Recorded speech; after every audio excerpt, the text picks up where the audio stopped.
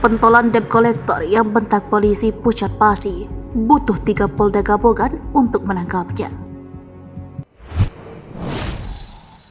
Pentolan debt collector yang bentak polisi Pucat Pasi, butuh 3 Polda gabungan untuk menangkapnya. Sosok pentolan debt collector Arikan yang bentak polisi ketika hendak mengambil paksa mobil selebgram Clara Sinta akhirnya meminta maaf atas perbuatannya. Hal tersebut disampaikan Erik Johnson Saputra Simangunsong usai ditangkap di Medan dan dibawa ke Polda Metro Jaya Kamis 2 Maret 2023. Dengan ekspresi wajah yang pucat pasi, Erik Johnson Saputra Simangunsong meminta maaf dari lubuk hati yang paling dalam kepada institusi Polri dan seluruh masyarakat. Saya, Erik Johnson Saputra Simangunsong, dari lubuk hati saya yang paling dalam memohon maaf kepada institusi Polri dan ke seluruh masyarakat karena perbuatan saya melawan petugas dan meresahkan hati masyarakat. Bersamaan dengan itu, Erik juga mengingatkan rekan-rekannya yang bekerja sebagai debt collector atau penagih utang untuk tidak meniru perbuatannya. Sebab tindakan melawan petugas dan pengambilan paksa kendaraan menggunakan kekerasan berpotensi melawan hukum.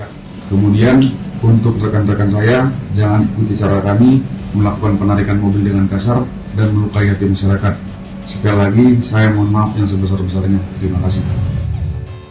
Direktur Reserse Kriminal Umum Polda Metro Jaya, Kombes Hengki Haryadi sebelumnya menjelaskan, Erik merupakan pelaku utama atau otak dari aksi kekerasan terhadap anggota Polri dan Clara dalam proses pengambilan mobil.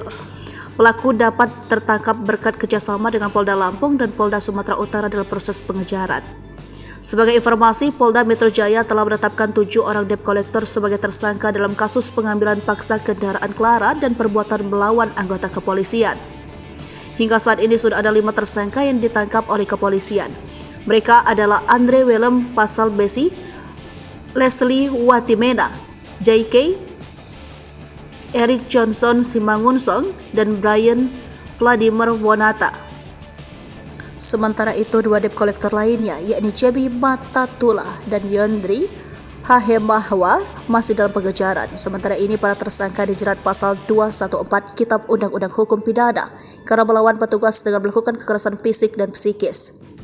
Selain itu, ke-7 tersangka juga dijerat pasal 365, 368, dan 335 KUHP atas laporan pengambilan paksa kendaraan yang dilayangkan oleh Clara. Menurut Hengki, para debt collector tidak serta-merta dapat mengambil kendaraan dari pihak yang berutang dan menunggak pembayaran cicil. Penarikan kendaraan harus melalui mekanisme persidangan dan telah diatur dalam Undang-Undang tentang Jaminan Fidusia.